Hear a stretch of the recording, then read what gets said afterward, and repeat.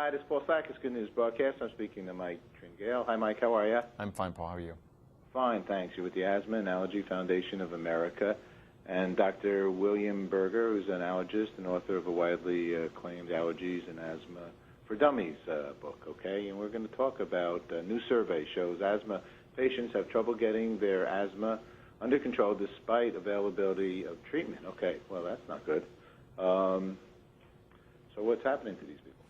Well, you know, remember, asthma still is a major problem in this country. Over 20 million Americans have asthma. It's a chronic disease. And you're right, many people still don't have it under control. We just finished a survey. We collaborated with AstraZeneca, a leader in asthma treatments, to better understand why is there a disconnect between what they say about their control and their actual behavior. We found that about 2/3 of the respondents to our national survey said that, yes, my asthma is in control. Unfortunately, when we probed deeper with some other questions, we found out that that's not really true. We found out that 1/3 of those people actually are overusing their rescue inhaler medication, albuterol, which is a clear clinical sign that their asthma is not in control, in fact, maybe poorly controlled. So among some other data, we really discovered that there's a lack of education and a gap between what they say and what the reality really is. So we want to start a campaign. We created a website called asthmagap.com to begin the dialogue and to provide some educational information about asthma to try to overcome that gap. I'm looking at the Asthma Gap. I'm looking at the website right now, okay? And there's a map. And it looks like certain states here are a little darker than other states, right? They are. You know, in that survey, in fact, it was a national survey of over 4,000 telephone interviews, a significant sample to look at in terms of comprehensive questions. We also looked more deeply at about 10 other states. So those states that are highlighted actually have more specific data because we actually sampled unique populations in each of those states. So when you go to that website, asthmagap.com, you'll find some national data as well as some local and regional data on those particular areas. But the end result, the final sort of taste it left in our mouth really is this overall sense that asthma patients are less educated than they need to be. And we need to do a better job of making sure patients know where to go, and by that I mean we need to get them to their doctors. Okay. And why wouldn't most out of the 20 million people, how many know they have asthma? I mean, what kind of percentage of people are walking around, do you think, that don't know they even have asthma? Well, you know, Dr. Berger is here with me today on this sort of campaign to talk to people about asthma control and probably can give you some clinical experience about his own experience in his clinic. Okay, great. Well, the problem that we're running into, actually, is that many asthma patients don't know they have asthma.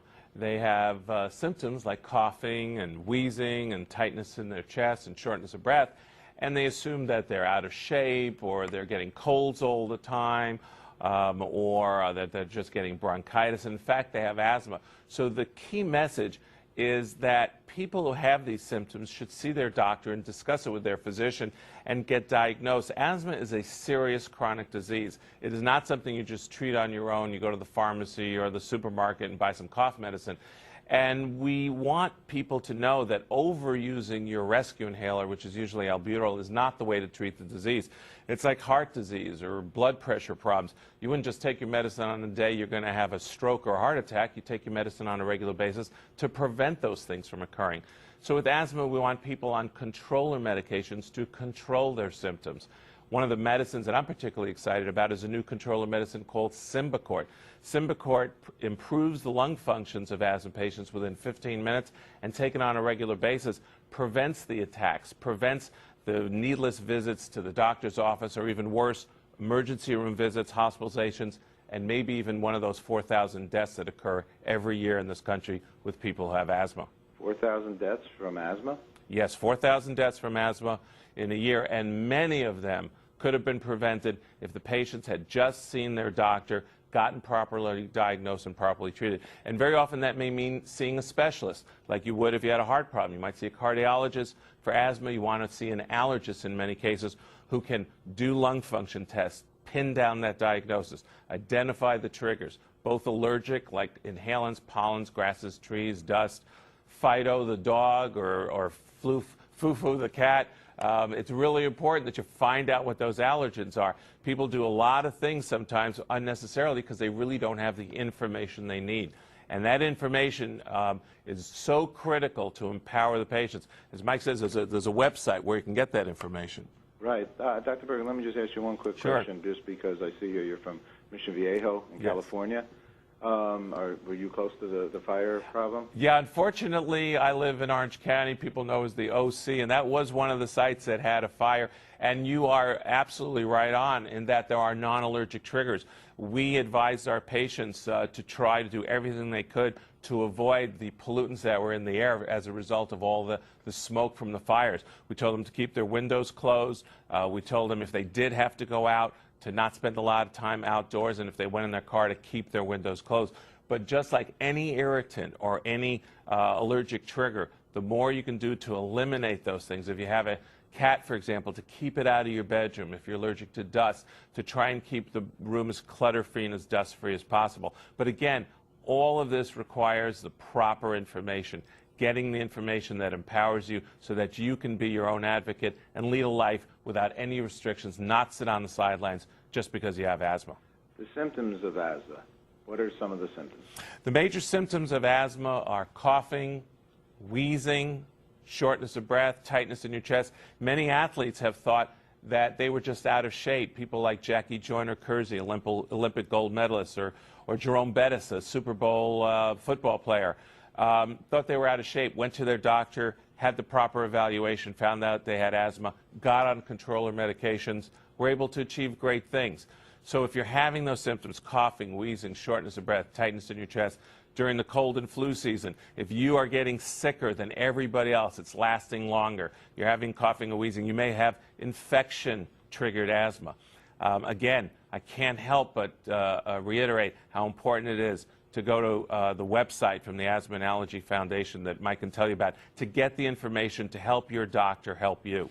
Okay, let's go back to this is the same website that we spoke about before, asthmagap.com? Yes, asthmagap.com is really a portal of information about asthma statistics, some information about asthma symptoms and treatments, but also information about our survey. And we hope people go there as a first step. The second step is, of course, talking to your doctor. We can't emphasize enough that you cannot manage asthma alone. It's a team sport. You really need to get your physician involved.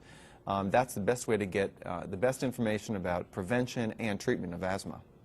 Okay, very good. Well, is it hereditary at all? It does run in families. People with asthma very often have a family history. Grandma had hay fever, and maybe Uncle Bob had sinus problems, and little brother Jimmy has eczema or hives. And so people say, how can I prevent asthma? I would say make sure you pick your parents carefully, because the same parents that gave you your good looks, somewhere in that family may have also given you the allergies or the predisposition towards asthma. But get it properly diagnosed and treated doesn't mean you have to be restricted. You can lead a full and active life. Keep a clean home? Keeping a clean home certainly will help in terms of decreasing your dust exposure. But again, you want to make sure that that is one of your triggers. If one of your triggers is something you haven't identified, then you could clean your home completely and find out it's actually an outdoor pollen that's causing you the problem that's coming in through an open window. So again, I can't help but reiterate, see your doctor, see a specialist such as an allergist, find out what those triggers are, stay on your medication. We certainly want to prevent it, but no matter what your triggers are, in most cases you still need to be on a controller medication like Symbicort that controls the disease, prevents what we call this remodeling, this replacement of normal tissue with scar tissue that can eventually lead to lung function. So there is a downside to not getting treated, and certainly a downside to just using a rescue medication. That's not the way we want to treat this disease. Okay, thank you, Mike. Thank you, Dr. Berger. Thank you. Thank you. Okay.